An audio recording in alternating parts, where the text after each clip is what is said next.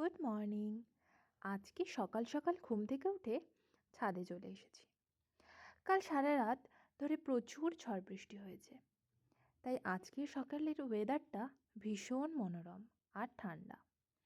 ছাদে বেশ কিছুক্ষণ বসে থাকার পর হঠাৎই মনে পড়ল, সামনেই দিদিভাইয়ের বিয়ে, আর বেশি দিন বাকি নেই বিয়ের। আর বেশ অনেক দিনই হলো দিদিভাইয়ের বিয়ের পিঁড়িটাও বাপি নিয়ে চলে এসেছে। তাই ভাবলাম আর বসে না থেকে আজকে পিঁড়িটা নিয়েই একটু কিছু করা যাক।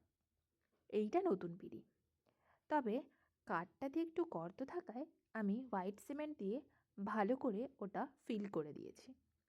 এরপর সিরিজ পেপার দিয়ে সেটাকে ভালো করে ঘষে একদম সমান করে নিয়েছি, যাতে কালার করতে পরে প্রবলেম না হয়।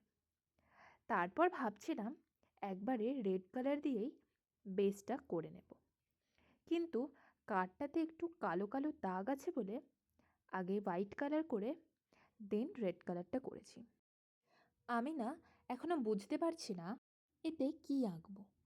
আসলে প্রথমবার এত বড় সারফেসে একটা কিছু করতে চলেছি, তাও আবার সেটা বিয়ের পিঁড়ি। যতই হোক ভয় তো একটু করছেই। কথা বলতে বলতে আমার পুরো বেস কালারটা কমপ্লিট, বাকিটা পরের ভিডিওতে আসছে। টাটা।